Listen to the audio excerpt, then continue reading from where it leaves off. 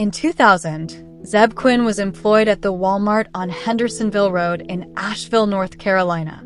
On January 2nd, he finished his shift at 9 p.m. and met his friend Jason Owens in the store's parking lot. Quinn had plans to look at a Mitsubishi Eclipse he was considering buying.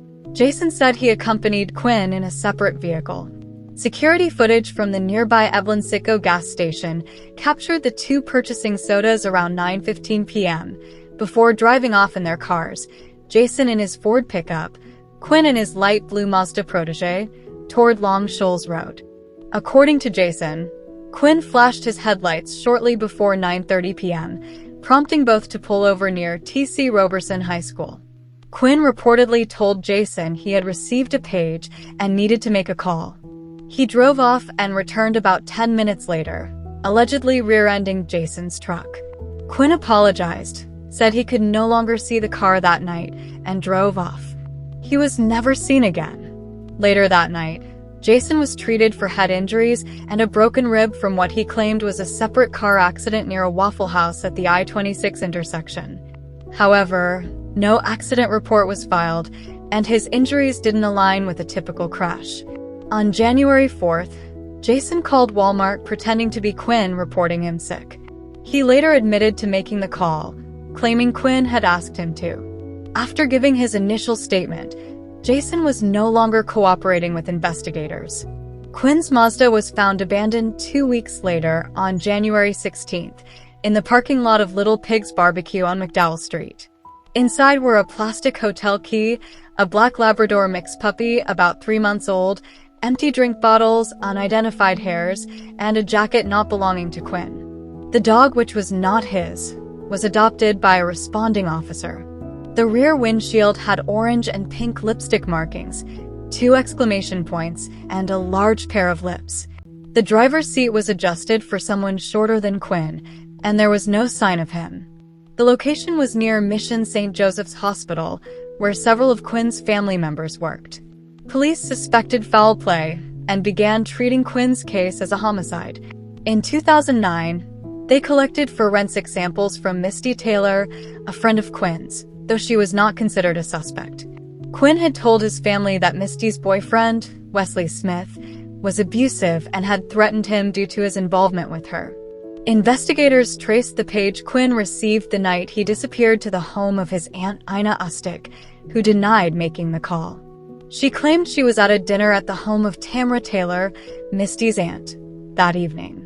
Misty and Smith were also present. Ustick later filed a police report claiming someone had broken into her home during the time she was away. In the years that followed, Jason Owens served 23 months in prison for unrelated offenses. In 2015, he was arrested for the murders of Joseph Codd, his wife Christy Shone Codd, and their unborn child in Leicester, North Carolina. The Codds had hired him for construction work. Their remains were found on his property under layers of soil and concrete. Jason pleaded guilty in 2017 to second-degree murder and dismembering human remains. He claimed the deaths were accidental and occurred while he was impaired on medication. In July 2017, Owens was indicted for first-degree murder in Quinn's case. In July 2022, he pleaded guilty to being an accessory after the fact to first-degree murder and received a 13 to 16-year sentence to run concurrently with his sentence for the Codd murders. During sentencing, Owens claimed he did not kill Quinn but assisted the person who did. He said his uncle, Walter Gene Owens, persuaded him to lure Quinn to the Pisgah National Forest under the pretense of meeting Misty Taylor. Gene, allegedly hired by Wesley Smith, was waiting instead. According to Jason, Gene murdered, dismembered, and burned Quinn's body. Gene Owens died in 2017 and cannot be prosecuted. Zeb Quinn was a former ROTC student at Roberson High School and attended Asheville-Buncombe Technical Community College, where he maintained good grades. His family describes him as close-knit and unlikely to disappear voluntarily. He left behind all essentials, including money, clothes, and contact lens supplies. Quinn's body has never been found.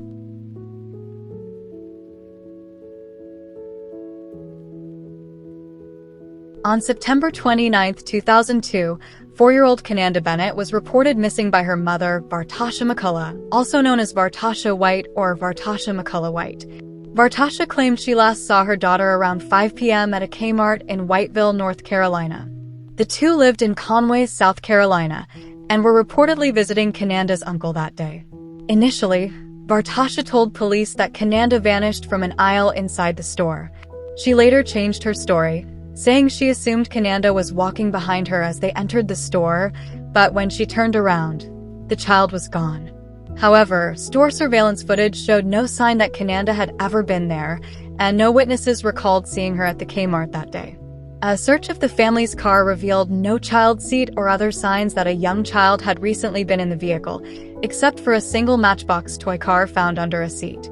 Investigators found no evidence Cananda ever arrived in North Carolina. In fact, no one outside of her parents had seen her in the 2 days prior to her reported disappearance.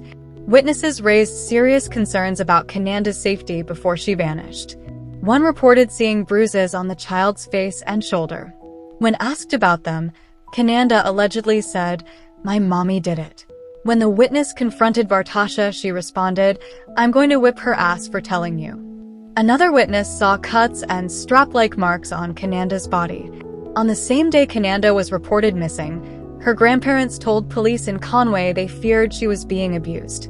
Investigators became suspicious of Cananda's parents, noting they showed little concern for the case and never asked for updates. Vartasha failed a polygraph, while Cananda's father, Eddie Kevin Bennett Jr., refused to take one. Police described both parents as uncooperative and inconsistent in their statements. A search of the family's home and vehicles uncovered more disturbing details. The apartment had been heavily cleaned with bleach. 3 bottles were found, along with a damp mop and towels, and investigators said it still reeked of chemicals. Vartasha claimed she was cleaning ahead of a housing authority inspection, but police suspected she was covering up a crime.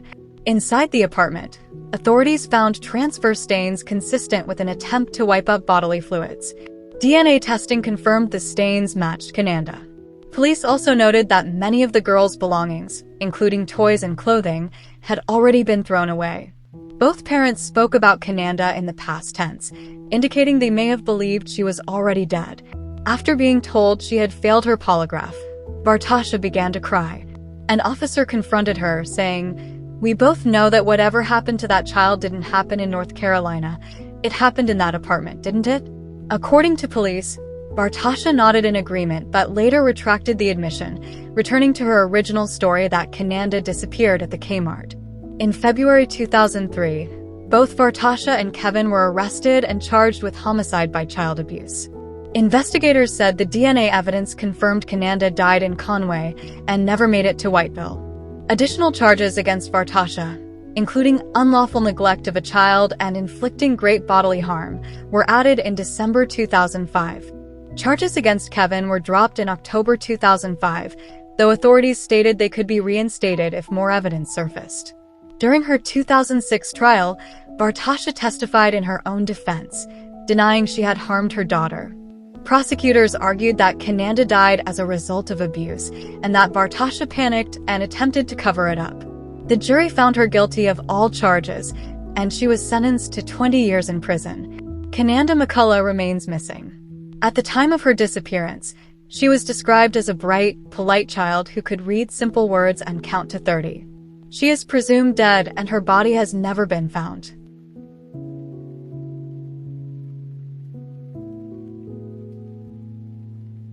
Jimmy Wayne Edwards was last seen in Lexington, North Carolina at 2:45 p.m. on August 16, 1978.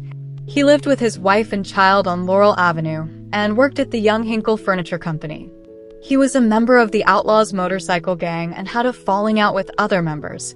Shortly before his disappearance, he was allegedly robbed and beaten by other members of the gang. Edwards told his wife he was going to get his money back.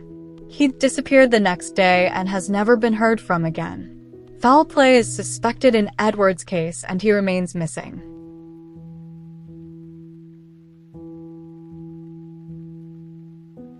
Jamie Michelle Fraley was last known to be at her apartment in the Copperfield complex on Lowell Bethesda Road in Gastonia, North Carolina, on the night of April 8, 2008. At the time, Fraley was suffering from a severe stomach flu. She had visited the hospital twice on April 7th, and shortly after midnight on April 8th, she called her mother to say she was feeling sick again. At around 1:30 a.m., she phoned a friend and said someone was coming to pick her up and take her back to the hospital. That was the last time anyone heard from her. Fraley left behind her purse, wallet, keys, and identification, all found inside her apartment. 2 days later, utility workers discovered her cell phone about 3 miles from her home at the intersection of South New Hope Road and East Hudson Boulevard. Several outgoing calls were made from her phone at approximately 4:30 a.m. on April 8th. Investigators determined these were redials from the phone's recent call history and were not directly related to her disappearance. The phone also received a call the next morning, but by the time police recovered the device, it had been handled by too many people to yield usable forensic evidence. At the time she vanished, Fraley was engaged to be married. Her fiancé was incarcerated and is not considered a suspect. However, his father, Ricky Dale Simons Sr., emerged as a person of interest. Simons lived 2 doors down from Fraley in the same apartment complex, worked as a maintenance man there, and had given her a ride to the emergency room earlier that night. Another neighbor reportedly drove her back home afterward. Simons declined to take a polygraph test in connection with the case. He had a criminal history, including convictions for fraud, larceny, and drug offenses. More significantly, he served prison time in the 1980s for manslaughter after the strangulation death of a former girlfriend. In a disturbing turn of events, Simons was found dead in June 2008, 2 months after Fraley's disappearance. His body was discovered in the trunk of an ex-girlfriend's car. She had filed a restraining order against him after her car was broken into and her purse and keys were stolen. When she found the body, her missing purse was in the trunk, and her keys were in Simons's pocket. Authorities believe Simons had hidden in the trunk to ambush her, but accidentally trapped himself and died of heat stroke. Only after his death did police publicly name him a suspect in Fraley's case, although there remains no definitive evidence linking him to her disappearance. In 2015, a convicted murderer named Jerry Douglas Case confessed to killing Fraley, as well as another woman from Gaston County. Case was already serving a 22-year sentence for a separate murder and had previously confessed to killing a 17-year-old boy in 1985, a death initially ruled accidental. However, police determined Case's confession in Fraley's case was false. He was in prison at the time she disappeared. Fraley was a part-time student at Gaston College and aspired to become a drug counselor, despite having never used drugs herself. Her family and investigators agree that it's unlikely she left on her own. She had no driver's license, no access to transportation, and it was completely out of character for her to vanish without telling anyone. Fraley remains missing, and her case is still unsolved.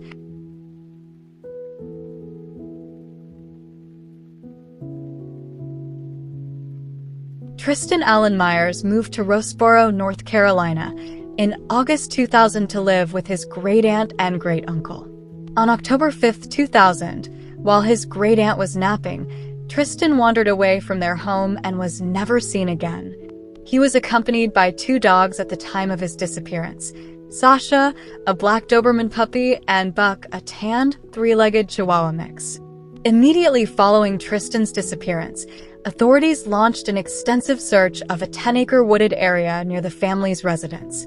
However, no trace of the boy was found, and the search was scaled back 5 days later, on October 10th. That same day, Buck returned to the house, prompting authorities to resume the search, but without success. Sasha returned home on October 14th. Notably, neither dog appeared dirty or injured, nor showed signs of having spent time in the woods. Tristan, however, never returned. Family members described Tristan as emotionally troubled during his brief time living with them. His great-aunt and great-uncle said he was often angry and disruptive, exhibiting aggressive behavior toward other children and even harming himself by biting and scratching.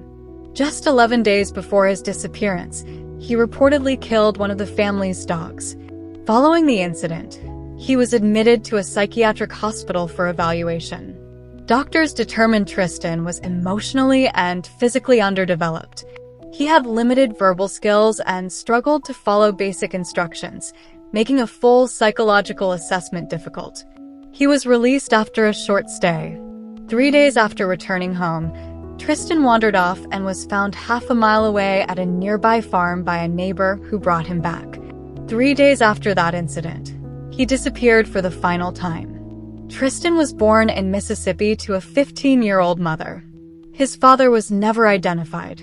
After his mother died in a car accident in Fayetteville, North Carolina, Tristan initially lived with his grandparents. However, after his grandfather accidentally ran over him while driving intoxicated, Tristan was placed in the care of other relatives. About a year later, he went to live with his great-aunt and great-uncle, the home from which he vanished. Investigators have considered several theories in Tristan's case. They believe he may have drowned in a nearby pond or possibly been abducted. Despite extensive efforts, no evidence has ever confirmed what happened to him, and his case remains unsolved.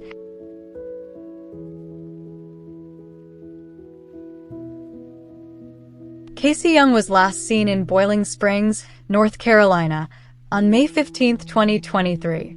At the time of her disappearance, she lived in the 5,000 block of Pratt Drive with Deron Jerome Collins, a person of interest in the case.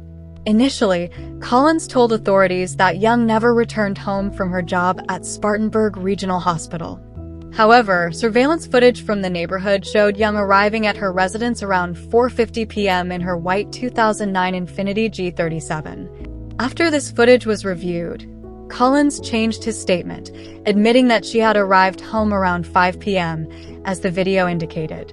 Collins claimed that after an argument, Young took a shower and then left the home in her car. He said this was the last time he saw her.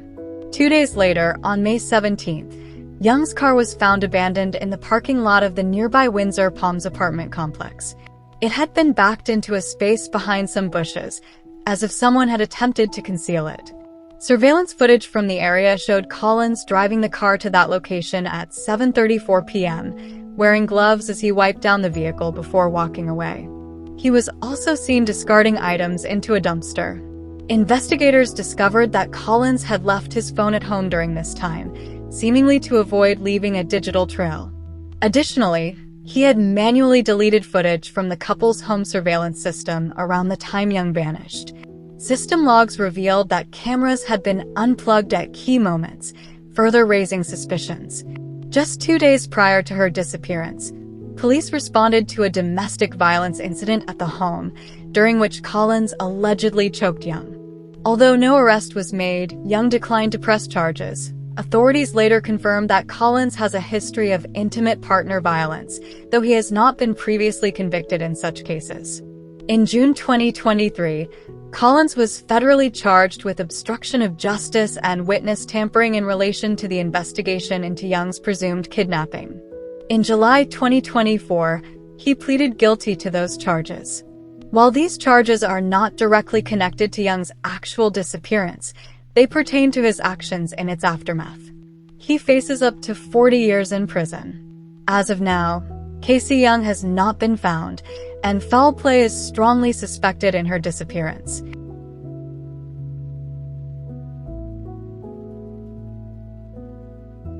Elizabeth Sykora was last seen in Creedmoor, North Carolina on July 2, 1983.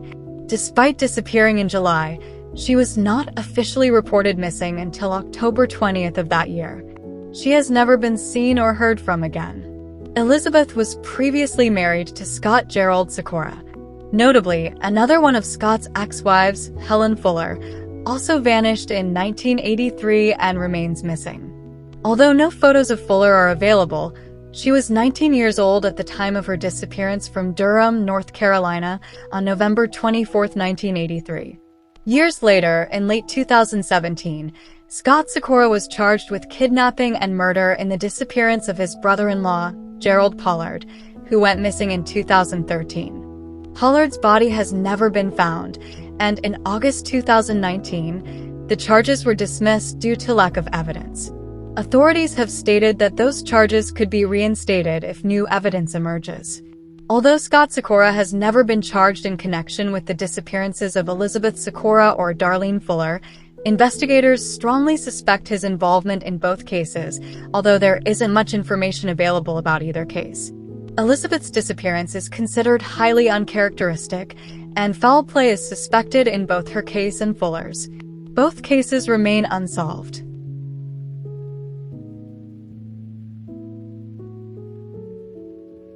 Ebony Spears was last seen at approximately 10:45 p.m. on January 15, 2016, near her residence at Taylor Home Estates, located in the 1300 block of Brooklyn Lane in Wilmington, North Carolina. Earlier that evening, she had visited the Wilmington Police Department on Best Street, just a few blocks from her home, and asked to use the phone. Officers noted that she appeared disoriented and was behaving oddly. She was directed to the pay phone in the station lobby, but seemed unable to operate it. She paced nervously between the phone and the front desk for about 10 minutes before leaving the building. The night before her disappearance, Spears had met her parents in the police station parking lot. Concerned about her mental state, they were hoping officers would arrange for her to be hospitalized for psychiatric evaluation. Although paramedics were called, they ultimately did not transport Spears, and her condition seemed to improve within the hour. Her parents allowed her to return home with them. The following morning, Spears had breakfast at her parents' home on Price's Lane. Later, her father drove her back to her apartment. She was expected to return to her parents' home for dinner, but instead, she called her mother around 7 p.m., saying she had already eaten and planned to stay in for the evening. This was the last call made from her phone. Sometime between 7 o'clock and 8 p.m., Spears flagged down a van driven by an employee of the Community Boys and Girls Club on Nixon Street, not far from police headquarters. Witnesses reported she seemed paranoid, as though she believed someone was following her. The driver took her to the club, where she spoke briefly with a social worker, then left and made her way to the police station. At 10:45 p.m., Spears approached a neighbor near her home and asked for a cigarette. When he declined, she said she was heading to a nearby store. This neighbor was the last person known to see her. At around 11 p.m., Spears' boyfriend arrived at her apartment. Her vehicle was parked outside, and her purse was inside, but her cell phone was missing. When he tried calling her, it went directly to her voicemail. He waited 2 hours for her to return before calling her parents. The next afternoon, her family reported her missing. Spears' sudden disappearance is considered out of character. She is described as a dependable individual and a devoted mother. Due to concerns about her mental health at the time, she is considered to be at risk and, sadly, her case remains unsolved.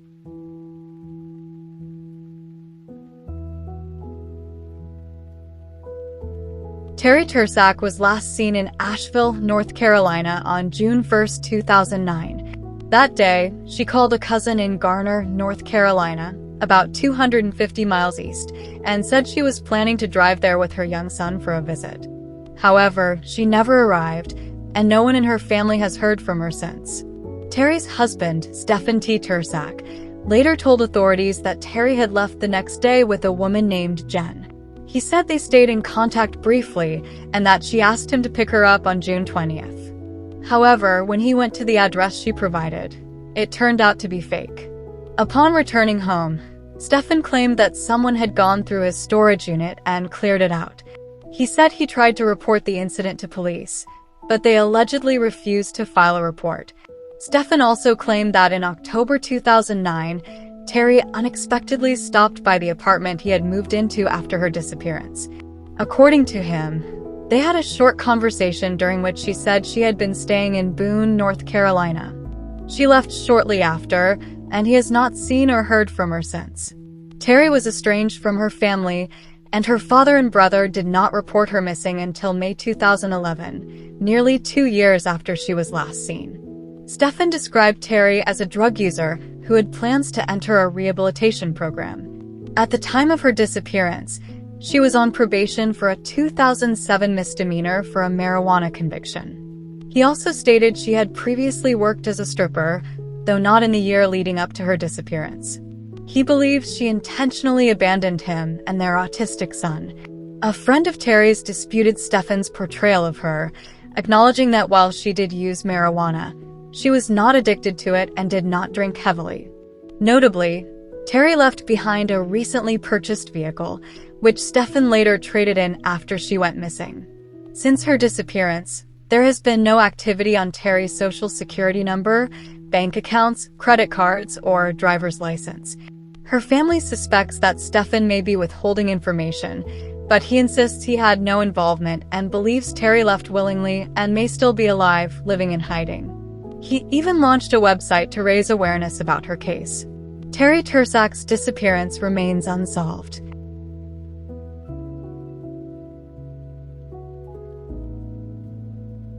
Kimberly was last seen standing at a bus stop on Stevens Circle in Laurinburg, North Carolina at 7 a.m. on April 29, 2004. She was supposed to attend classes that day at Scotland High School. A witness saw an African-American man put his arm around her, and they went into the woods together. Kimberly never arrived at school and has never been heard from again. She may still be in the local area and may be with a male companion. Kimberly's case remains unsolved. Although she is classified as a runaway, authorities are re-examining her case due to the years that have passed without any contact from her.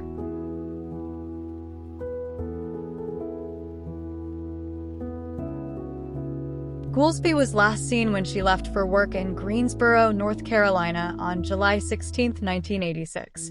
She lived on West Florida Street at the time and was known to frequent Julian and Best Streets. She left behind several young children, and few details are available in her case. She would be 39 years old today, and she still remains missing.